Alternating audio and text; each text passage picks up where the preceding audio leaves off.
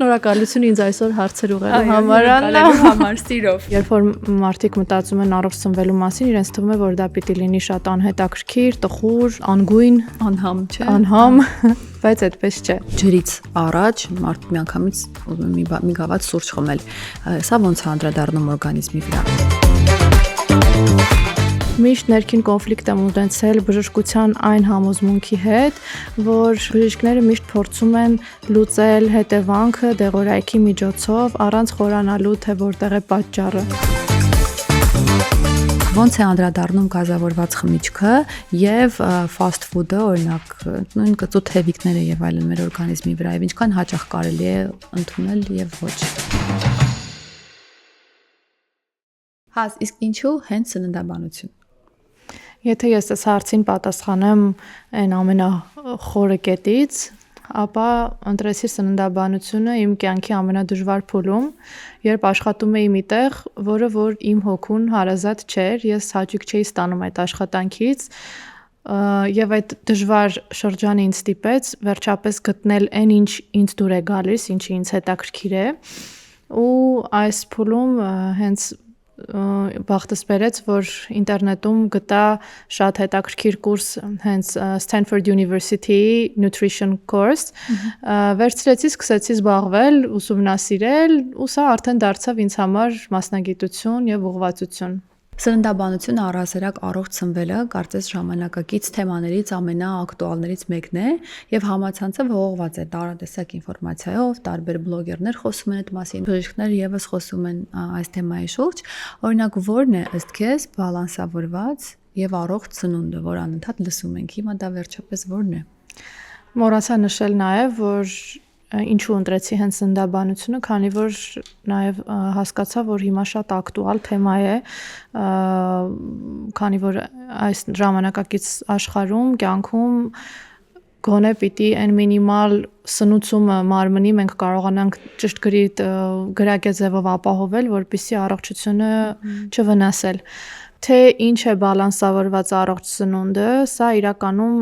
լայն հասկացություն է։ Ես բալանսավորված առհասարակ ապրելակերպի մեջ կներառեի թե քունը, թե ստրեսի կառավարումը եւ թե սնունդը։ Այսինքն չի կարող լինել միայն առանձին բալանսավորված սնունդ եւ սա կարգավորի բոլոր հարցերը, լուծի բոլոր մեր խնդիրները։ Առաջնահերթ ես կդասեի նույնիսկ քնի ռեժիմի կարգավորումը, ստրեսի կառավարումը եւ վերջում նոր կանցնեի սովորել ճիշտ սնվել։ Թե ինչ է բալանսավորված սնունդը, բնականաբար մաքսիմալ բնական, լի բանջարեղենով, սպիտակուցով եւ ջրով։ Իսկ որոնք են ամենատարածված սխալ համոզմունքները, երբ խոսքը վերաբերում է առողջ սնվելուն։ Երևի թե ամենատարածված սխալ համոզմունքը ես կնշեի առողջ սննդի անհետաքրքիր եւ ոչ համեղ լինելը։ Երբ որ մարդիկ մտածում են առողջ սնվելու մասին, իրենց թվում է, որ դա պիտի լինի շատ անհետաքրքիր, տխուր, անգույն, անհամ, չէ։ Անհամ, բայց այդպես չէ։ Հաս քանի որ նշեցիր, որ նախ պետք է կառավարել ստրեսը, կարգավորել քունը։ Ինձ օրինակ հետաքրքրեց, ինչը կարող է ազդել մեր առողջ սննդային վարքագծի վրա ու ժամանակի ընթացքում հանգեցնել խնդիրների։ Ինձ հետաքրքիր է, որովհետև ես էլ իմ փորձառությունից երկար տարիներ պայքարել եմ առողջ սնվելու ու առհասարակ սննդային վարքի խանգարումները կարգավորելու համար։ Ես ճիշտ կգտնեի, որ այս հարցին ավելի հոգեբանը պատասխաներ։ Ես կարծում եմ մենք կունենանք նաև թեմա հոգեբանի հետ հենց սննդային վարքի խանգարման մասին, բայց ինքս ուսումնասիրելով հոգեբանի հետ միասին շատ հետաքրքիր կապ եմ տեսել, որ ինձ համար էլ էր շատ զարմանալի, որ սննդային վարքի խանգարումը անմիջական կապ ունի մոր հետ։ Այսինքն մայր եւ երեխա կապը, եթե այստեղ կան խնդիրներ, ապա սա կարող է հետագայում բերել սննդային վարքի խանգարման։ Իսկ ստրեսը իրենով բնականաբար ազդում է մարսողության վրա, եթե մենք խոսենք հենց ստրեսի կառավարման մասին, սա ինչու է կարևոր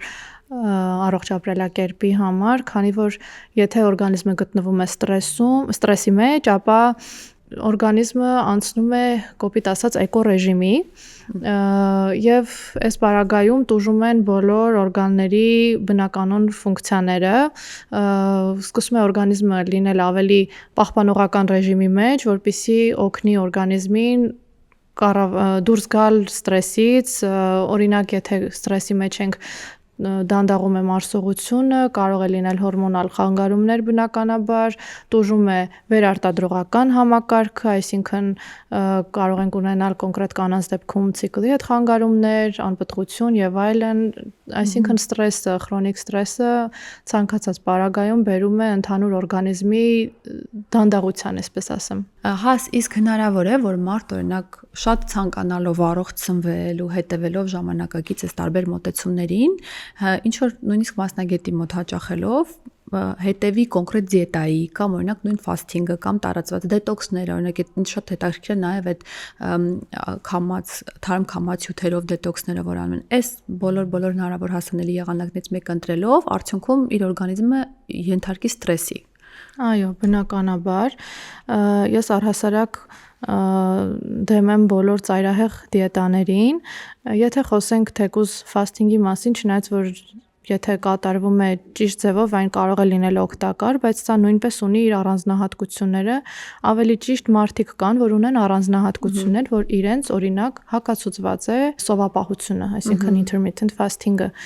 այդպիսի խնդիրներից կարող են լինել օրինակ լեղապարկի, լյարդի հետ կապված խնդիրները, մակերի կամների, այսինքն եթե անձը որոշում է գնալ այս ուղով եւ ընտրել intermittent fasting-ը, սովապահությունը, ապա նախ պետք է գնալ, հետազոտվել, տեսնել արդյոք ունի խնդիրներ, իրեն հակացուցված չէ նոր անել այս քայլը։ Իրականում եթե չկա որևէ խանգարող հանգամանք, ապա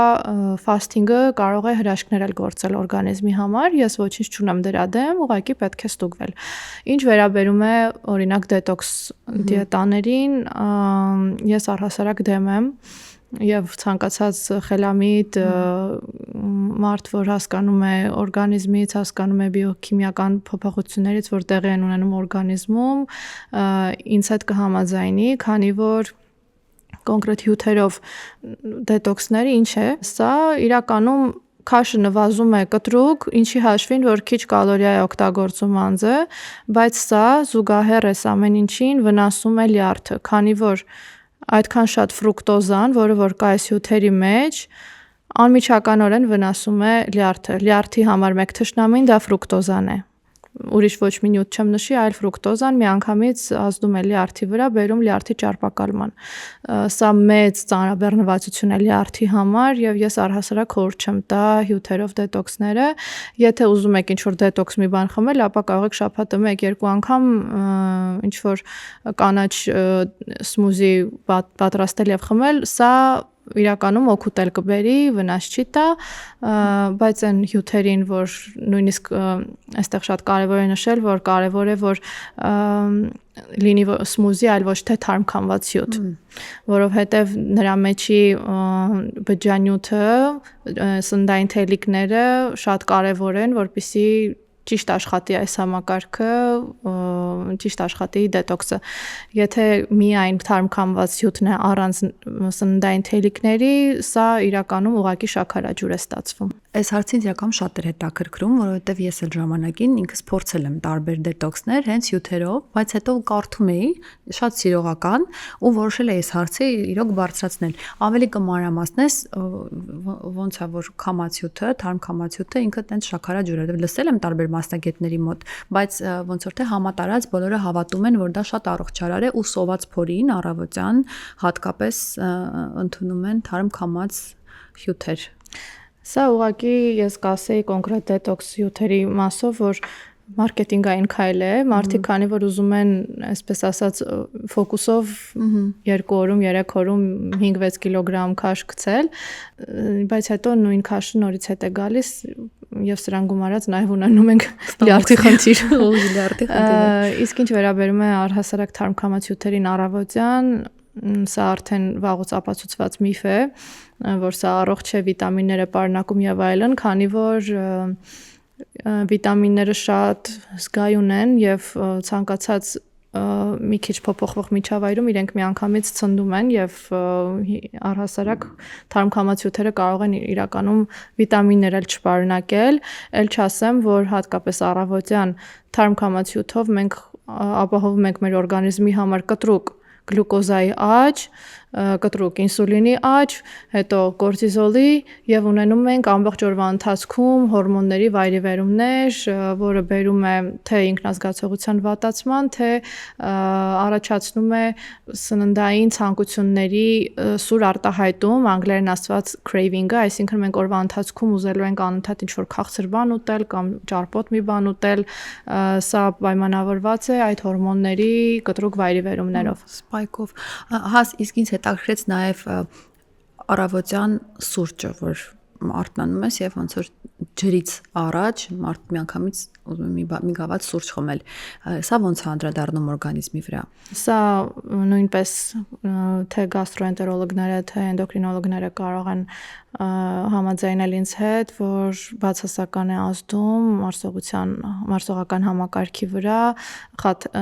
խանգարելով թթվայնության բալանսը մեր ստամոքսաղիքային համակարգում, իսկ էնդոկրին տեսանկյունից կնշեմ նաև կորտիզոլի եւ ադրենալինի տատանումները, որ ապահովում է սուրճի մեջի կոֆեինը, նույնիսկ ապացուցվել է, որ էներգիայի կտրուկ բարձրացումը, որ մարդիկ զգում են կոֆեինի ընդունումից հետո, իրականում այդքան էլ արդյունավետ չէ, եթե համեմատենք օրինակ նույն էներգիայի ստացումը ջրից կամ ընդեղենից, որովհետև սա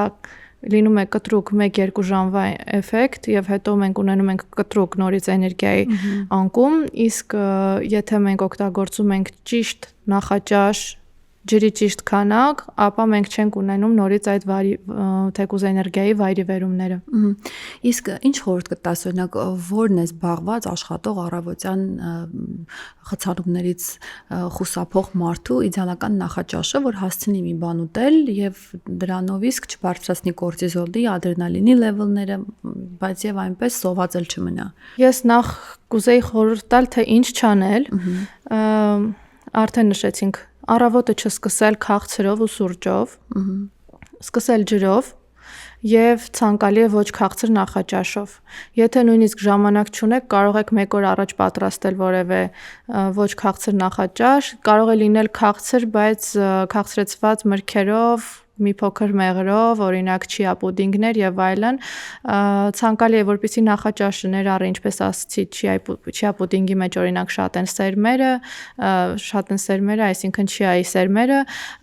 կարող է ներառել նաեւ այլ սերմեր, ընդեղեն։ Ուզում եմ նշել, որ ընդեղենի մեջ եղած ճարպերը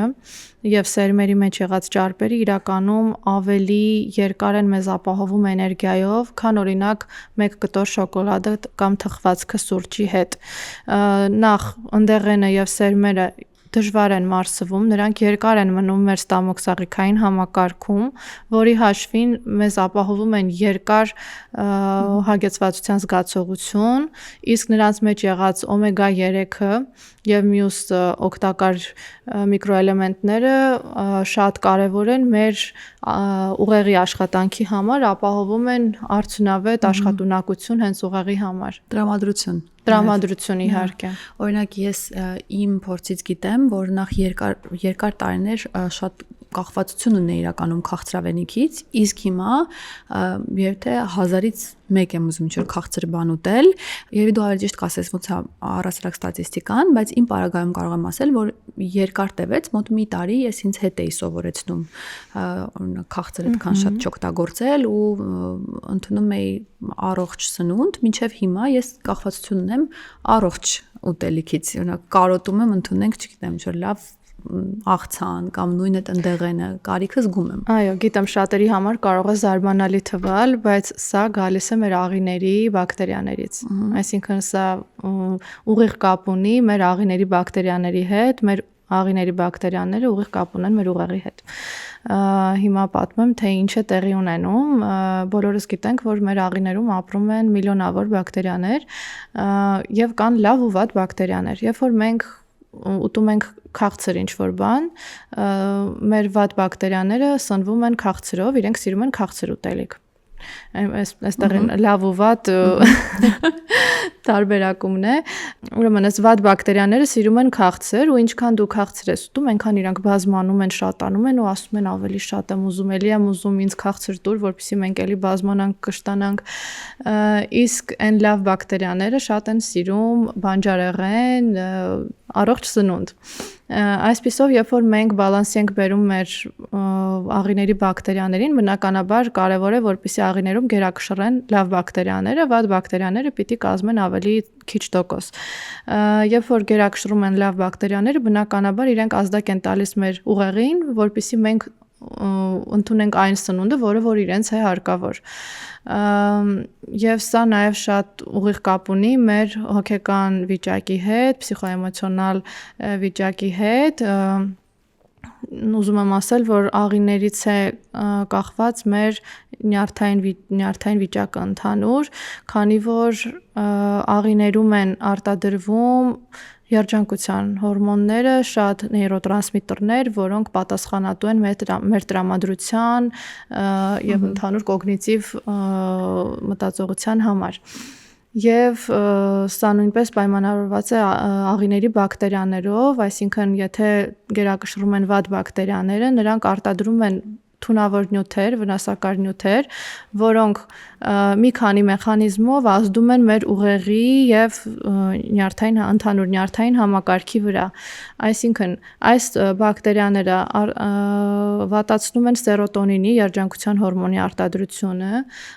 ուժեղացնում են բորբոքային պրոցեսները, իսկ մենք գիտենք, հիմա շատ է խոսվում սրա մասին, որ բորբոքային պրոցեսները անմիջականորեն ազդում են մեր նյարդային համակարգի վրա։ Եթե կա բորբոքում օրգանիզմում, ապա տուժում է նաև մեր պսիխոէմոցիոնալ վիճակը։ Իսկ բորբոքումը առաջացնում է առաջին հերթին շաքարը։ Այս մեխանիզմով, այսինքն ինքը թեկուզ ուրիշ մեխանիզմներով էլ, բայց այս մեխանիզմով նույնպես բակտերիաների վրա ազդելով ակտիվացնում է բորբոքային պրոցեսները օրգանիզմում։ Եվ հակառակը, եթե լավ բակտերիաներն են արտադրում լավ նեյրոտրանսմիտերներ, ապա բարելավում է թե նյարդային վիճակը, պսիխոէմոցիոնալ վիճակը, թե ընդհանուր ինքնազգացողությունը եւ նվազում է ընդհանուր օրգանիզմի բորբոքվածությունը։ Այսինքն մեր երջանկությունը մեր ընտրությունն է այս պարագայում։ Այո, իրականում ապացուցված է, որ նույնիսկ դեպրեսիան, տագնապային խանգարումները կարելի է նվազեցնել նրանց արտահայտումը շատ հանգիստ ձևով, խուսափելով հակադեպրեսանտներից, ներառելով օրգանիզմում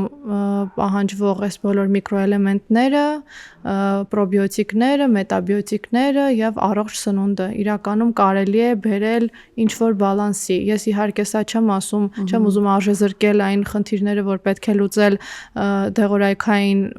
բուժմամբ, բայց պետք է հաշվի առնել, որ եթե դուք չվերանայեք ձեր սննդակարգը, ձեր ապրելակերպը, չհետևեք ձեր աղիների առողջությանը, ապա դուք չեք կարող ունենալ երկարատև արդյունք միայն դեղորայքային բուժմամբ։ Գուցե ավելի վատանա իրականում, որտեղ տեղերը մարսելն էլ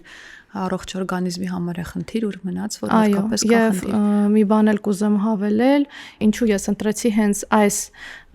ճյուղը բժշկության, խորացա հենց սրա մեջ, քանի որ միշտ ներքին կոնֆլիկտ եմ ունեցել բժշկության այն համոզմունքի հետ, որ բժիշկները միշտ փորձում են լուծել հետևանքը դեղորայքի միջոցով, առանց խորանալու, թե որտեղ է պատճառը։ Իսկ պատճառը հիմնականում լինում է հենց մեր աղիներում, մեր ներքին օրգաններում, կախված մեր ապրելակերպից, սննդակարգից, քնից, այսինքն եթե մենք այս բոլոր հարցերը չբերենք ինչ-որ լուծման, ապա մենք միշտ լուծելու ենք ինչ-որ հետևանք, դեղորայքով չենք ունենալու արդյունք։ Անգլերենում արտահայտություն կա gut feeling, որ ինչ-որ որոշում կայացնելիս ինտուիցիային, կամ սրտի ձայնին, այս պարագայում ասում են gut feeling, այսինքն որոշում, որը սենց աղիներից եկող այդ կապը երևի այստեղ լեզվամտածողությամբ ուղեղի ու անալիզանելու, առողջ դատելու անգլերենում արտահայտված է նույնիսկ այդ արտահայտությամբ։ Չմոռանանք նաև, որ բացի այս կապերից, որ ես ասացի, որ հիմնականում բիոքիմիական են, նաև ուղիղ կապ կա նյարդային համակարգի, այսինքն վագուսը ուղիղ կապ է հաստատում աղիների եւ ուղեղի միջև։ Բացի այն մնացած գործոններից, սա նույնպես պետք է հաշվի առնել, որ ուղիղ կապ կա նյարդային, չի կարող չլինել որևէ բան առանց աղիների եւ ուղեղի կապի մեր օրգանիզմում։ Հաս ինձ հետաքրքրեց, երբ որ մարդ գալիս է քեզ մոտ, որպես առաջին անգամ եկել է ընդունենք քեզ մոտ կոնսուլտացիայի։ Կան արդյոք նախանշաններ կամ ինչ որ արտահայտված սիմպտոմներ, հա, որոնց միանգամից կարող ես մոտավորապես ասել, թե մարդը ինչ սննդային վարք ունի կամ օրինակ ոնց հասկանալ կամ թեկուզ մենք միգուցե չենք գիտակցում ինչ որ խնդիր ունենք, ոնց կարող է դա արտահայտվել։ Բնականաբար, երբ որ պացիենտը առաջին հերթին մտնում է սենյակ, ես նկատում եմ արտաքին տեսքը, մաշկը, աչքերը, մազերը, կազմվածքը, սա իհարկե առաջին կարծիքն է, թե ես ինչ խնդիրներ կարող եմ ենթադրել տվյալ անձի մոտ, հետո արդեն երկրորդ փուլում ես հարցնում եմ, թե ինչ գանգատներ ունի անձը, դրանից ենթադրում եմ, թե այնտեղ ինչ խնդիրներ մենք կարող ենք ունենալ, իսկ արդեն հետազոտությունների արդյունքում տեսնում ենք, թե ինչ դեֆիցիտներ ունենք, ինչ խանգարումներ ունենք ու սկսում ենք դրանք լուծել։ Ես նկատել եմ նաև, որ շատ գովազդում են տարբեր վիտամիններ, սննդային հավելումներ, իսկ ինչ կասես օրինակ սննդային հավելումների մասին կամ հենց վիտամինների ընդունման մասին։ Բնականաբար, եթե անձը չունի որևէ բժշկական կրթություն, չի հասկանում ինչ է կատարվում իր օրգանիզմում, ես խորհուրդ չեմ տա ինքնակամ վերցնել ու խմել ինչ-որ հավելումներ, պետք է անպայման խորհրդակցել մասնագետի հետ, հասկանալու համար ինչ է պետք խմել տվյալ պահին, որովհետև նաև շատ կարևոր է հերթականությունը, համակցությունները տվյալ հավելումների, որպեսզի լինեն արդյունավետ։ Լավ, բա ինչից սկսել առողջ սնվել, որ կետից, որտեղ որ sense պատմում ես, բավականին ծանր աշխատանք է, պլյուս դրան ահագին ուսումնասիրություն է պահանջում, որտեղից սկսել։ Ես կասեի նախ առաջինը սկսել ռեժիմի կարգավորումից, թե քնի, թե սննդի, այսինքն ճիշտ ժամին քնել, արթնանալ եւ սնվել հստակ ժամերով, չսնվել անկանոն եւ հստակ հերթականությամբ։ Արդեն գիտնականները ապացուցել են, որ հերթականությունը նույնպես շատ կարևոր դեր ունի, որպեսզի ինքնազգացողությունը լավ լինի։ Նկատի ունես հերթականությունը օրվա տարբեր ժամերի, թե հենց նույն սննդի։ Նույն սննդի, իհարկե օրվա ժամերի հետ կապված էլ որոշ առանձնահատկություններ կան, բայց սննդի ընդունման հերթականությունն էլ բավականին կարևոր է։ Ես ինքս արդեն երկար ժամանակ հետևում եմ հենց այս հերթականությանը եւ ինքս ինձ վրա զգում եմ տարբերություն։ Ուրեմն առաջին հերթին կարևոր է ուտել բանջարեղենը, կանաչաղցանը, այսինքն բջջանյութը, հետո սպիտակուցային սնունդը, վերջում նոր ածխաջրային սնունդը, այսինքն դա կլինի թե մակարոնեղեն, բրինձ եւ քաղցրավենիք, այսինքն ցանկացած պարագայում մենք ածխաջրային սնունդը թողնում ենք վերջում։ Իսկ ավելի մանրամասն կասես ինչա տեղի ունենում այդ պարագայում, եթե հակառականից ինչա տեղի ունենում։ Այստեղ կա երկու մեխանիզմ, մեկը մեխանիկականն է, մյուսը արդեն բիոքիմիական եւ հորմոնալ։ Մեխանիկական մասը այն է, որ մենք սկզբից ուտում ենք օրինակ բանջարեղենը, աղցանը եւ այլն, այս բջջանյութերը, սննդային թելիկները, որ կան այս սննդամթերքի մեջ, ուրճում են մեր ստամոքսում, լցնում են շատ տարածք, մենք բնականաբար էլ շատ տեղ չենք ունենում մնացած ավելի կալորիական սնունդը ուտելու, որը որ ապահովում է արդեն հագեցվածության զգացողությունով ժամանակի 20 րոպեվա ընթացքում, քանի որ գիտենք, որ արագ ուտել էլ չի կարելի, դանդաղ ուտելու պայմաններում, եթե սկզբից ուտում ենք բանջարեղենը եւ այլն, ապա ավելի շուտ ենք հագենում եւ քիչ կալորիա ընդունելու պարագայում։ Իսկ մյուս կետը, որ ավելի բիոքիմիական եւ հորմոնալ տեսանկյունից է, երբ որ մենք ուտում ենք առաջինը բջջանյութը, սննդային թելիկները, սրանք պատում են մեր ստամոքսի պատերը եւ դանդաղեցնում են գլյուկոզայի ներծծումը դեպի արյուն, որի արդյունքում մենք ունենում ենք գլյուկոզայի ավելի փափուկ բարձրացում օրգանիզմում, որի հետևանքով ավելի փափուկ ինսուլինի բարձրացում օրգանիզմում եւ մարդկանց երևի կհետաքրքրի թե սա ինչ կապ ունի առողջության հետ, նշեմ, որ ինսուլինն է այն միակ հորմոնը, որ պահում է ճարպը օրգանիզմում, այսինքն կալորիան, մեր գլյուկոզան դարձնում է ճարպ։ Երբ որ մենք ունենում ենք կտրուկ ինսուլինի աճ օրգանիզմում, ավելի մեծ է հավանականությունը, որ այս ինսուլինը մեր ամբողջ գլյուկոզան կվերցնի եւ կդեպոյավորի ճարպը օրգանիզմում։ Իսկ երբ որ ունենում ենք ավելի փափուկ բարձրացում, ապա հասցնում է օրգանիզմը որոշ տոկոսով արդեն այրել ստացված կալորիաները այլ պրոցեսների վրա, որ կատարվում են օրգանիզմում առօրյայում։ Շատ հետաքրքիր է։ Այսպիսով ես նշեցի ռեժիմը, սննդային հերթականությունը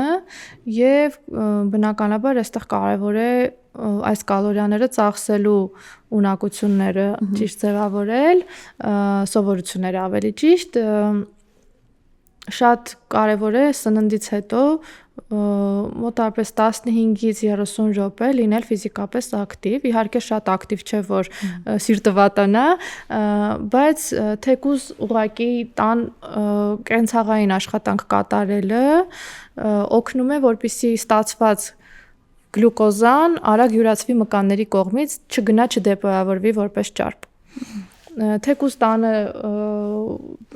փոշեկուլով հատակ մաքրելը կամ ուղղակի սեղանը հավաքելը, ափսեները լվանալը, կարելի է ընթացքում թեկուզ ոտքերի վրա որոշ վարժություններ անել, թաթերի վրա բարձրանալ իջնել, աշխատացնել օրինակ ոտքի մկանները, սա լայֆխակ է իրականում, որպեսզի չչաղանալ։ Կամ գնալ զբոսնելու։ Իհարկե, զբոսանքը բնականաբար ես արդեն դրա մասին խոսել եմ, որ լավագույն միջոցներից է մարդու համար։ Եվ համ միտքդ կթեթևանա, համ էլ գլյուկոզան, ոնց հասկացանք, շատ արագ միանգամից կյուրացվի օրգանիզմի կողմից մկանների։ Շատ հետաքրքիր է, ինձ թվում է այս թեմայի շուրջ հարցեր հաստատ կառաջանան։ Հիմա ես ուզում եմ մի քիչ էլ խոսենք ինսուլինից, օրինակ կան այնպիսի սնեքեր, օրինակ կամ կա այնպիսի ուտելիք, որը մենք չենք գիտակցում, հենց սոված ենք, արագ ուտում ենք, բայց օրինակ խախտում է այդ բալանսը։ Առհասարակ սնեքերը այդքան էլ խրախուսելի չեն, բայց եթե ուզում ենք որևէ սնեք, ցանկալի է, որպեսզի չլինի գլյուկոզայով հագեցած, նույնիսկ միրգը այստեղ չի կարող դիտվել որպես լավ սնեք, եթե մենք ուզում ենք գրագետ ձևով սնեք կատարել, թեկուզ մրգի հետ պիտի ուտենք մի քիչ ընդեղեն։ Առհասարակ կարող եմ ասել, եթե դուք օրվա ընթացքում ուզում եք ուտել քաղցր, այդ քաղցրը առանձին մի կերեք, որպես առանձին սննդընդունում, թող լինի հիմնական սննդընդունումից հետո, որպեսզի մենք չունենանք այդ կտրուկ գլյուկոզայի աճը օրգանիզմում։ Իսկ ինչ կասես այն մարդկանց համար, ովքեր օրինակ շատ սիրում են խմորային ուտելիքներ ուտել,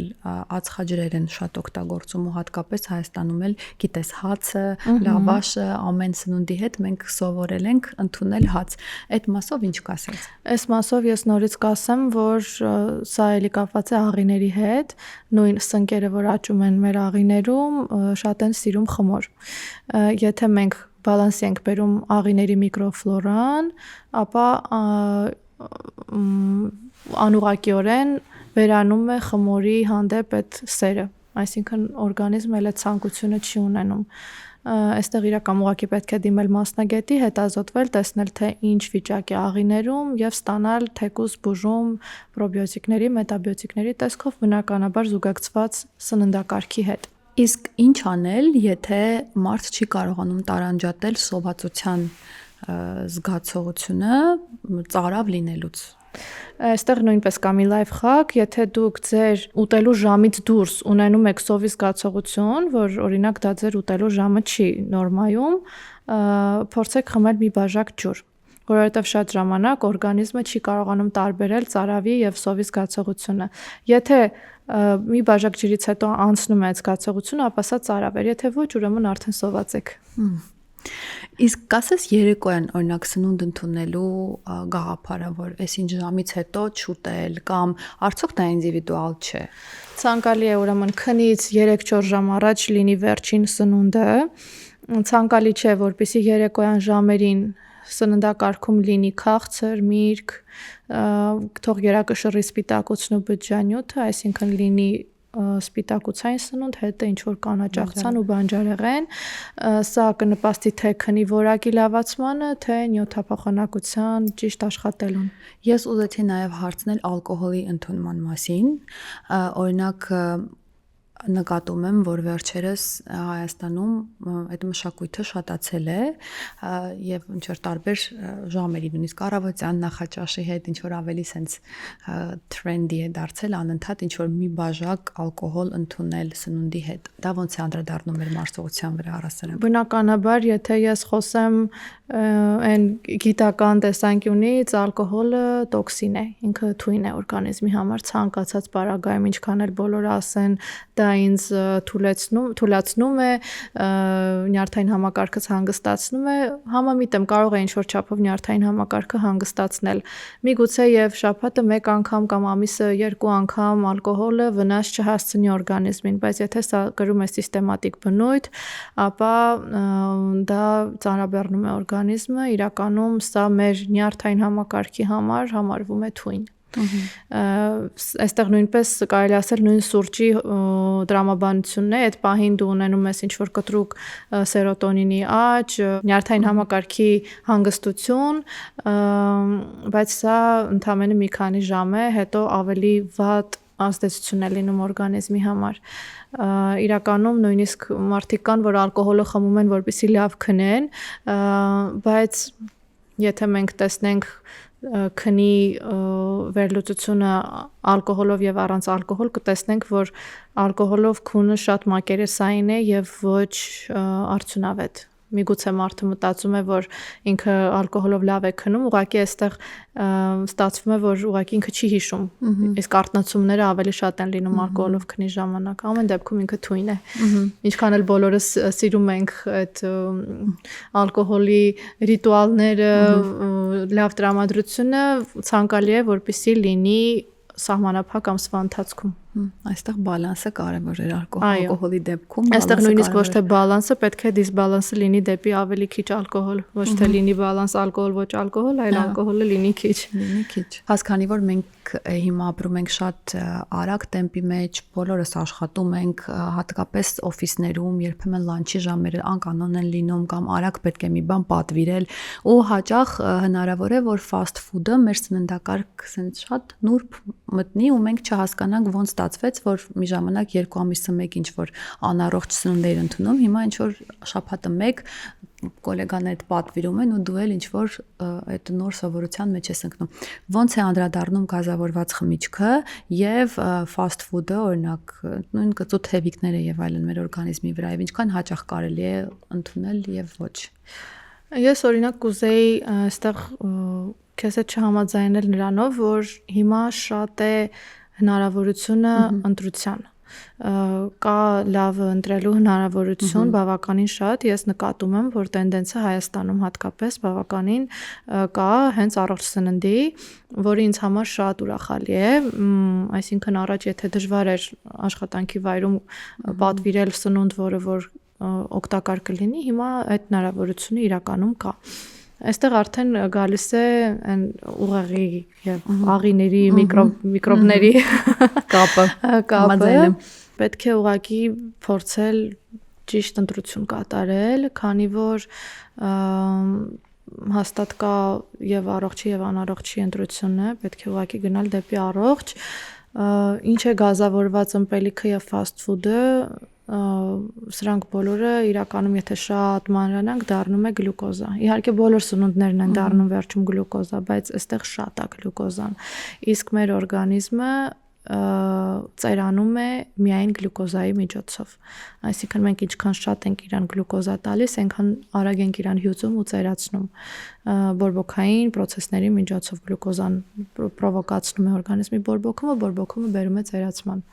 Մենակ այս գիտակցումը պետք է օգնի, որպեսզի ընտրել առողջ տարբերակը։ Հասից որքան ժամանակ է պահանջվում, որպեսզի մարդը կարողանա իր անառողջ սովորություններից ընդունենք թե 50-50 հարաբերակցությամբ մարդը եւ ունի առողջ եւ անառողջ սովորություններ։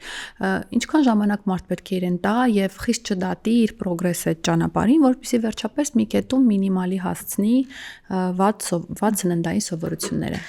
Եթե կա այստեղ սննդային վարքի խանգարումված սննդային սովորություններ, իմ խորհուրդն է դիմել մասնագետի եւ անցնել այս շրջանը մասնագետի հսկողության տակ։ Մոտ 3-ից 6 ամիս կարող է պահանջվել, որպեսզի անձը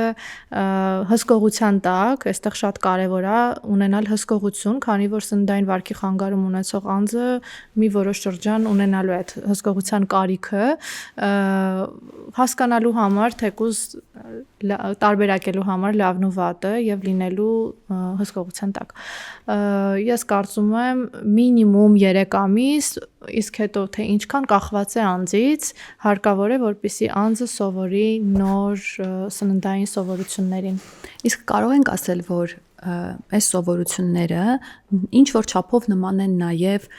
ծխախոտից, ալկոհոլից կախվածության ու այդ ամենի ռեաբիլիտացիայի process-ի պես էլ այստեղ է պետք անցնել ռեաբիլիտացիայի շրջան։ Իհարկե, սա էլ է պետք ռեաբիլիտացիա, հենց թեկուզ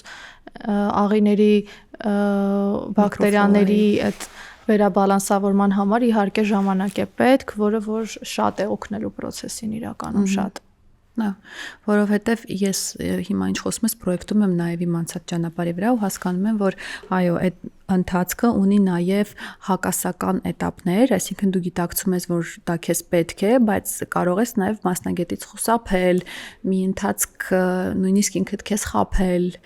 համոզել, որ այ օքեյ սպորտով կկոմպենսացնեմ կամ այսինչ մի բանը դե իմ մոտ սենց է, մինչև իրոք գալիս ես այդ գիտակցմանը։ Այստեղ իրականում պետք է նաև չարժեզրկել հոգեբանի մասնակցությունը,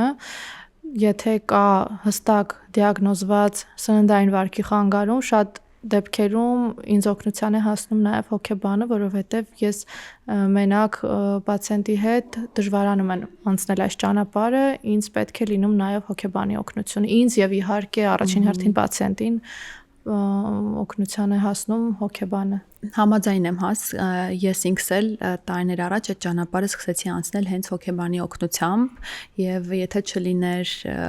աշխատանքը մասնագետի հետ, այդ երկար process-ը երբեք ոչինչ տեղի չէր ունենա։ Ես կարծում եմ, որ մենք մեր հաջորդ զրույցների ժամանակ առիթ կունենանք հրավիրելու մասնագետների, հոգեբանի եւ շարունակենք այս թեման, քանի որ կարծում եմ խորքային է ու գիտելիք շատ ունես, որը պետք է փոխանցես ու ես էլ ուշադիր լսում եմ։ Ես համաձայն եմ սիրով, իրականում այս թեմայի մասին շատ կարելի է խոսել ու շատ հետաքրքիր է։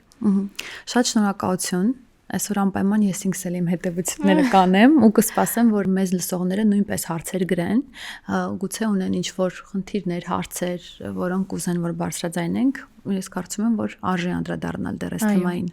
Մենք դեռ կհանդիպենք մեր ոդքասթերում։ Այո։ Շնորհակալություն այսօր ինձ։ Շնորհակալություն ինձ այսօր հարցեր ուղղելու համար, սիրով։ Ես եմ շնորհակալ։ Մերսի շատ։